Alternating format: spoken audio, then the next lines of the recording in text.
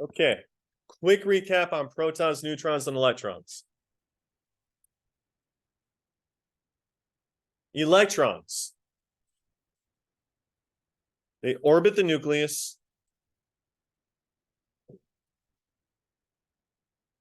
They have a -1 charge. In chemistry, you typically write the number first, followed by the positive or negative. The symbol for an electron, which I invite you guys to use whenever you want, is the lowercase e with the negative symbol as like an exponent. You can write that to save yourself some time. Here's my rule with that kind of stuff. Take the doorstop out. You're allowed to use the symbol so long as you know what it stands for. Okay, protons. They're in the nucleus. They have a +1 charge. And the symbol is going to be a lowercase p with a positive symbol for like an exponent.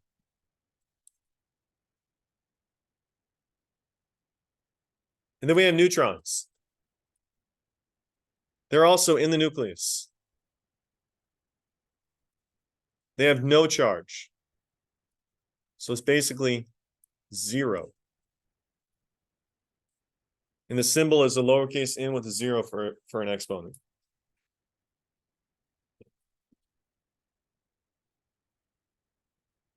James, what would you expect to be attracted to a negative electron, which is redundant? An electron is negative, but I'm just saying it for the sake of saying it. What would be attracted to a negative electron? A proton or a neutron? Very good. You and I did this on Monday before we got out of here for 2 days from the hurricane. If you're positive and he's negative, you want to go to him. But what's keeping you in the nucleus if you're a proton? Do you remember? The neutrons are. That's very good. So I want to draw something for you guys. I want to draw you. What am I going to draw? I'm going to draw a helium atom. You do not need to draw this because you really don't know this yet. So just try to pay attention, okay? Here we go. 1, 2. 1, 2. Okay. That is a helium nucleus. The red is a proton. How many protons does this helium nucleus have? Easy. This is a, whoa, wrong size. Let's try that better. This is a neutron. The black ones. How many neutrons does this helium nucleus have? 2. And then here are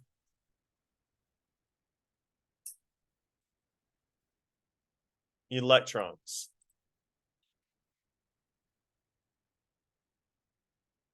How many electrons does this helium atom have? How many do you see?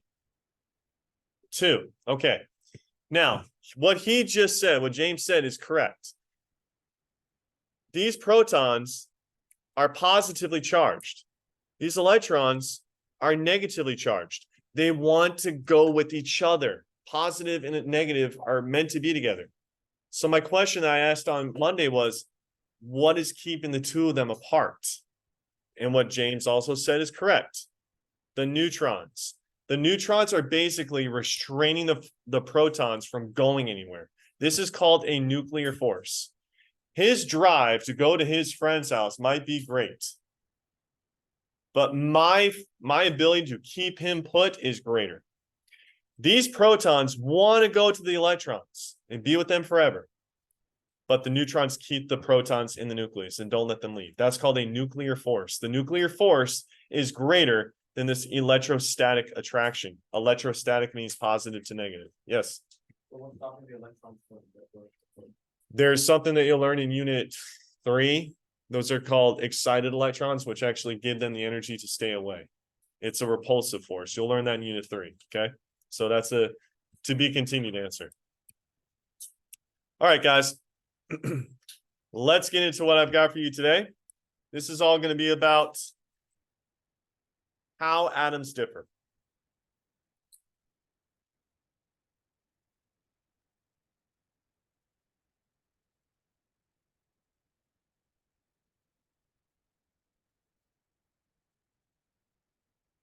the periodic table behind me shows 118 elements.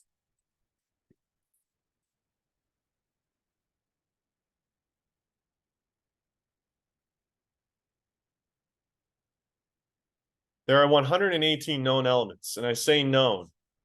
There's very likely stuff out there we haven't discovered yet. In fact, I made your notes from reading your book.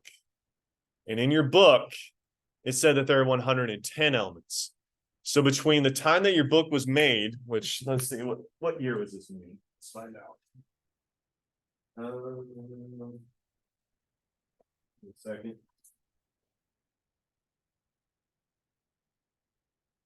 (2019). Between 2019 and now, we discovered 8 more. When I was in high school, this bottom row right here was empty. This whole bottom row, not there. So we discovered a lot, and we continue to do so. When your parents were in high school, this thing was probably 60% of what it was. When your grandparents were in high school, this was probably even less than that. We're continually expanding because we are discovering and creating new elements. So I want to make a note of this. There were 110 known elements at the time of your textbook's publishment in 2019.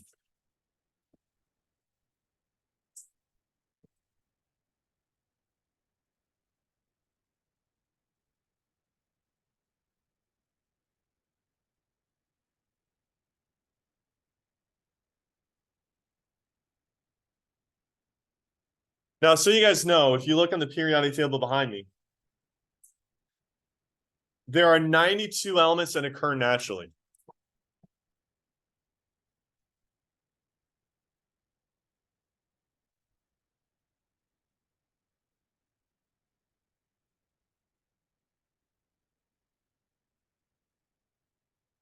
These are found in the Earth's crust. They're found in space. In fact, when I think I may have told you this earlier this year, when your parents were in high school, if they asked their chemistry teacher, where did all the elements come from? Their teacher back then may have said, oh, we find them in the Earth, which is kind of right, but not entirely right. The correct answer is all the elements are created in stars, where the gravity and the heat is intense enough to actually form new elements. Elements 1 through 92 are naturally occurring. But everything above 92 is man-made. They are represented by white letters. All the elements that have black letters are solid at room temperature, which is about 77 degrees Fahrenheit. The 2 blue ones are liquid at room temperature, and the red ones are gases at room temperature. So there's been a lot of elements. You can see, we got 11. We got more than 15 are man-made. They're made in a laboratory, and they actually only exist for a second, but they existed. And so they're created. You won't find those in nature. The largest naturally occurring element is uranium, number 92. That's what they use for atomic weapons and atomic energy. All right. So there's a scientist. His name was Henry Moseley. You're going to hear a lot about him in Unit 5, I think. He discovered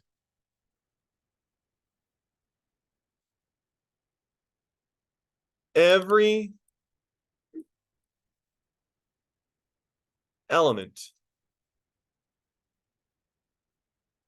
has a unique number of protons. Every element in the universe is different from another element in the universe, and the way that they differ is the number of protons. Now, I'm going to teach you how to find that today. The proton number is the the element's ID. We call that an atomic number.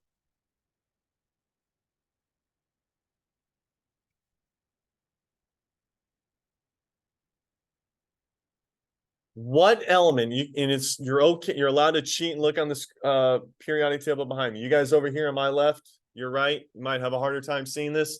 I'm going to get a periodic table to place at your desks so you always can pull them out. I'll hide them in your books, but maybe you already know this. What element has an atomic number of 1? Hydrogen. Hydrogen is the smallest element in the universe. Its atom is the smallest. It only has 1 proton. So, for example, hydrogen is element number 1. This means it has 1 proton.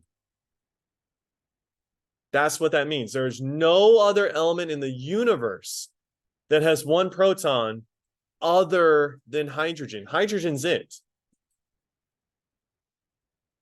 If Kellen was an astronaut on Jupiter and he claims that he found a new element in Jupiter, and then, okay, well, how many protons does it have, Kellen? It has 1 proton. Like, dude, that's not new. That's hydrogen.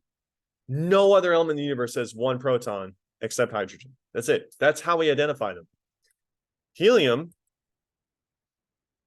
has an atomic number of, it's number 2, so there's going to be 2 protons. Lithium is element number 3, so it has 3 protons. And I could go on and on, all the way up to 118. Yes? Something that only have electrons.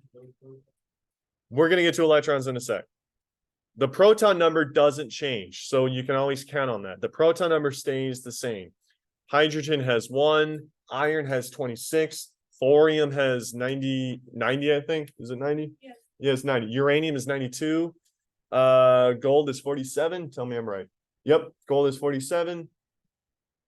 Iodine is 53. No other element in the universe is 53 other than iodine. That's it. But hold on. When you touch these atoms, they don't shock you. I mentioned this earlier this week. I touched this table. This table is made out of carbon. I'm not being electrocuted. So there must be something to cancel out the protons. So however many protons an atom has, it has an equal number of electrons, so they cancel each other out, and the overall charge is neutral. So, however, atoms have a neutral charge.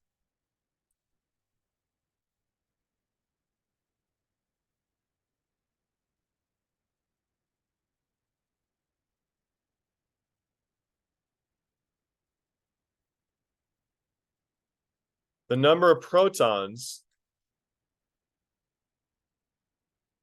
must equal the number of electrons.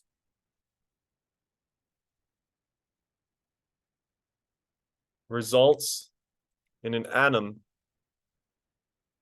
having a neutral charge. Some of you have gold jewelry, silver jewelry. You are not being electrocuted by the gold atoms or the silver atoms because the protons and the electrons are equal to each other. So let's go back to hydrogen. Hydrogen's atomic number is 1. What does that 1 represent? James, can you tell me? 1 proton. Now, James, so that you don't get electrocuted or shocked by a hydrogen atom, how many electrons must it have? It must also have 1 so that they cancel each other out and they result in a 0 overall charge. Let's try a bigger one. Iron. Iron is element number 26. Joseph, if it is element number 26, how many protons does an iron atom have? 26 protons. So how many electrons must it have so that it's an overall neutral charge? 26.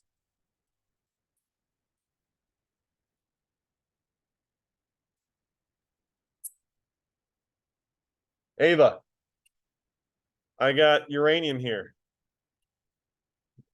It is element number 92. How many protons are there in the nucleus of a uranium atom? 92 protons. So how many electrons must there have for the atom to have a neutral charge? 92, guys. That's how this works. There will be complex, difficult things in this class. Believe it. This is not one of them. Embrace and appreciate the easy stuff. The atomic number is the number of protons. And then proton number must equal the electron number, so the atom is neutral. So I want you to do a quick example. If you all can grab a textbook, and I think go to like the back cover of your book, there's a periodic table. If you're on this side of the room, you might be able to see. Otherwise, you can always look at your textbook. Open the back cover. Is there a periodic table on the inside back cover? I want you to fill in this table for me.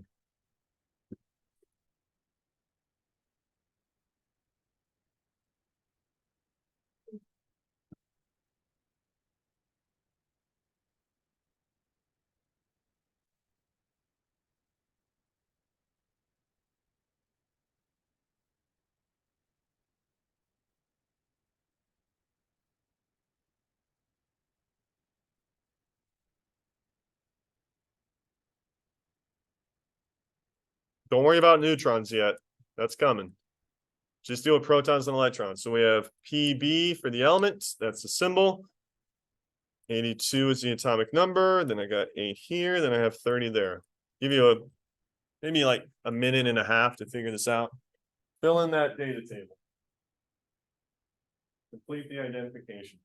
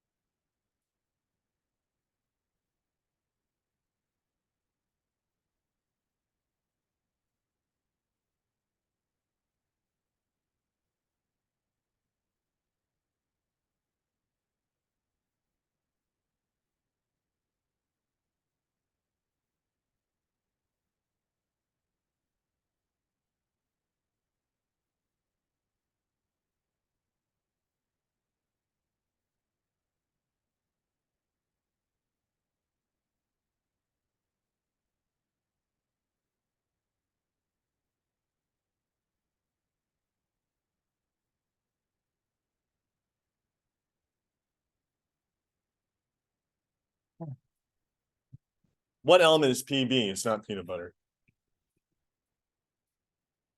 Garrett? Lead. Its atomic number is 82. Garrett, so how many protons does it have? 82. How many electrons does it have? 82. Good.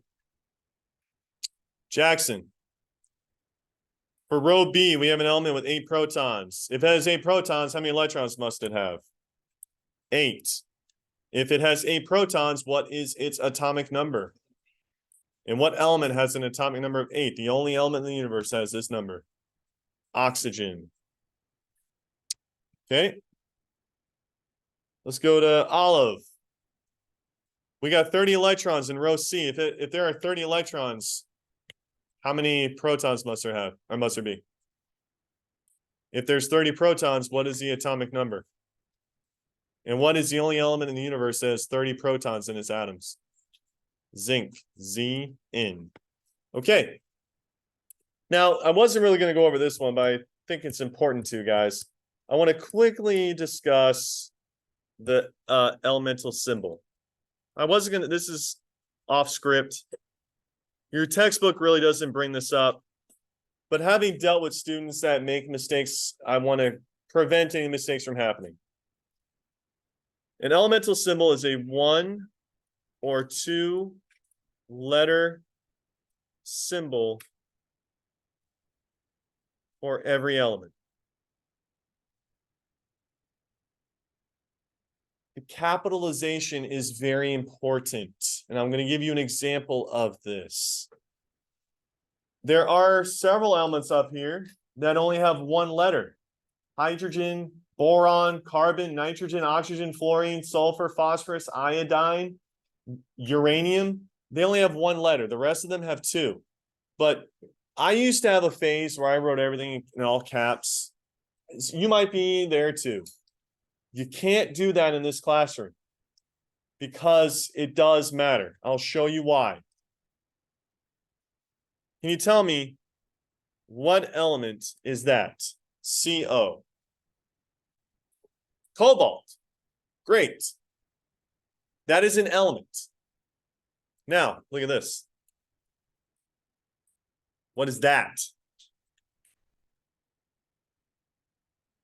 That's carbon and oxygen. That's carbon monoxide. That's what will kill you if you have it inside. You ever heard people say don't use a generator inside? Because generators burn gasoline, just like your car. They create exhaust, just like your car. And part of exhaust is a odorless, colorless gas called carbon monoxide, and it will kill you. Big difference from cobalt. Cobalt is a type of metal. Carbon monoxide is a molecule. So capitalization and lowercaseation, if that's a word, is very important. If I asked you, what is the symbol for cobalt? And those of you who did capital C, lowercase o, correct. If you did capital C, capital O, you did not do cobalt. You did carbon monoxide, two different elements bonded together. So I tell you this because it has happened. Don't do that. Don't write fluorine like this. No. Don't write chlorine like this. No, don't do that. That's wrong.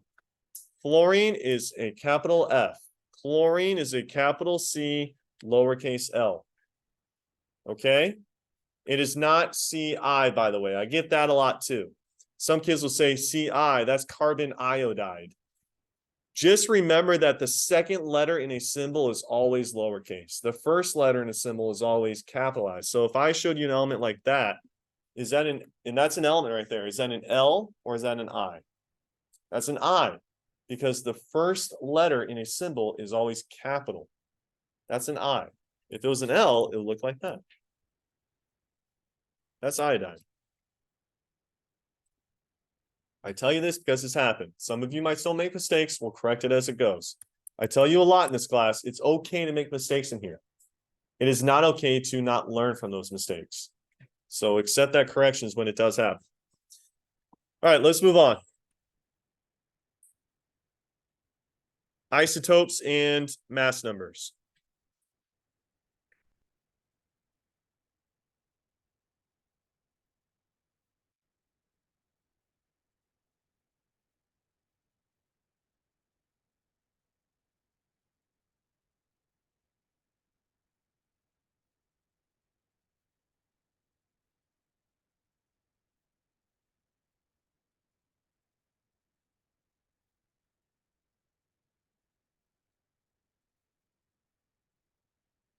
Okay.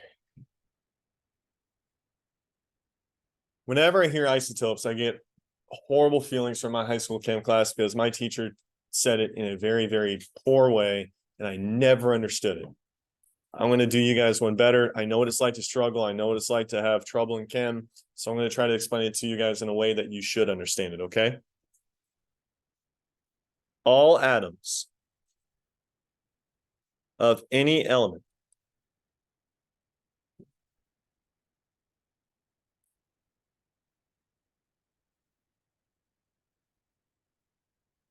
have the same number of protons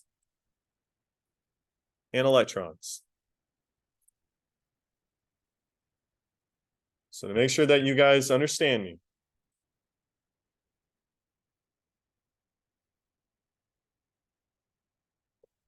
let's just pretend for a second that these are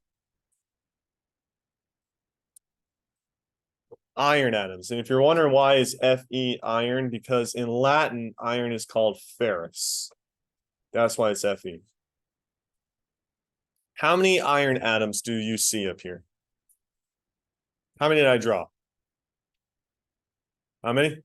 5. Okay. How many protons does each one of those iron atoms have? Look, I know you're new at the periodic table. You can look behind you, look on your book. What look for Fe. You tell me, what is this atomic number? 26. So how many protons does each of those atoms have? 26 protons each. If there's 26 protons, how many electrons are there each? 26 electrons each. Very good. So that's just basic chemistry. But I did this ... But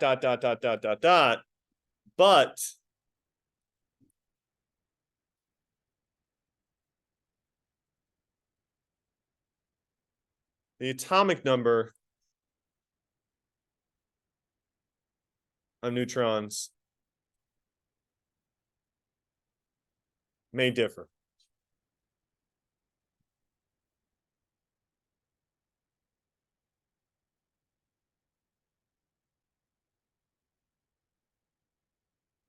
Wait, I said that really weird. But the atomic number of...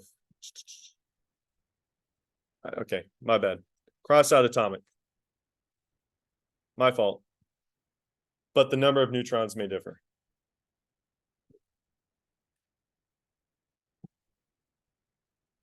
So here's the example.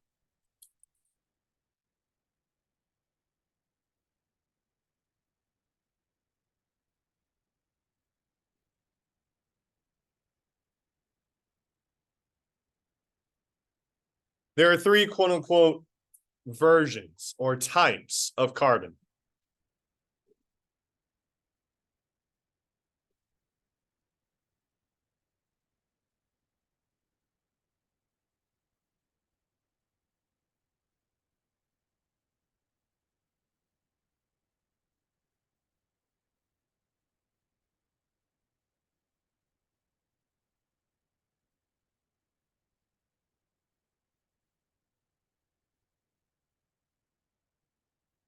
Now, no matter what, carbon is carbon is carbon is carbon.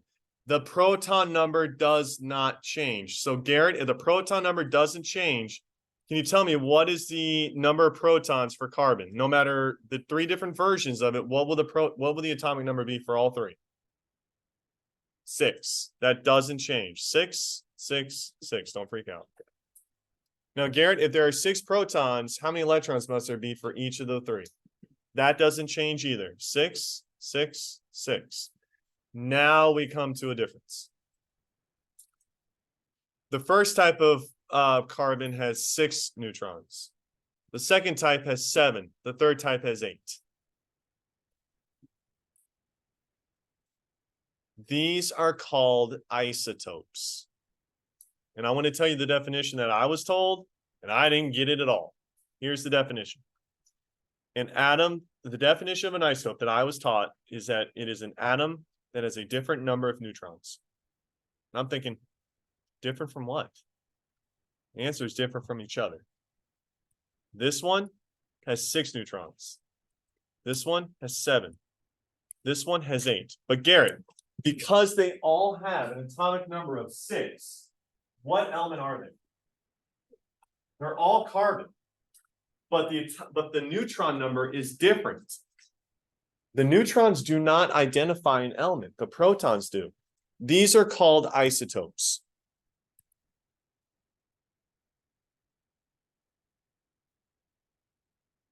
Atoms of the same element with differing numbers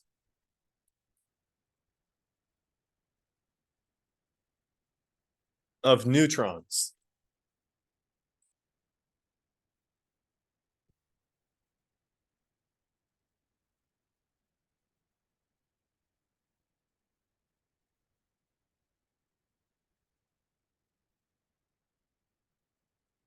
There's actually a baseball team in New Mexico. They're the AAA team for the Dodgers. They're called the Albuquerque Isotopes. In The Simpsons, Mr. Burns has a softball team for the nuclear power plant called the Springfield Isotopes. That's what it's a nuclear term. And now we got mass number.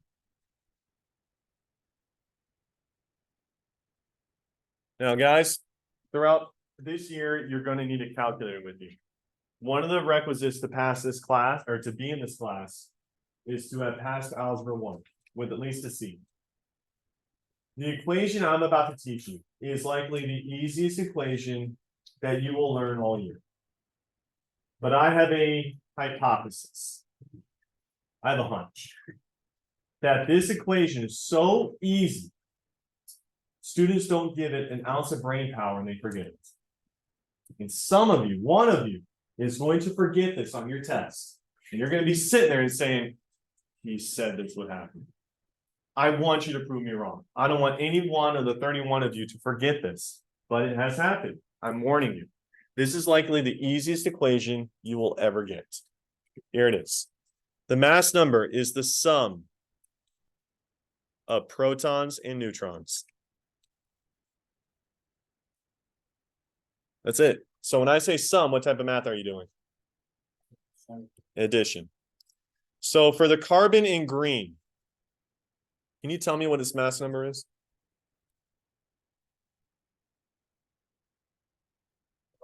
Well,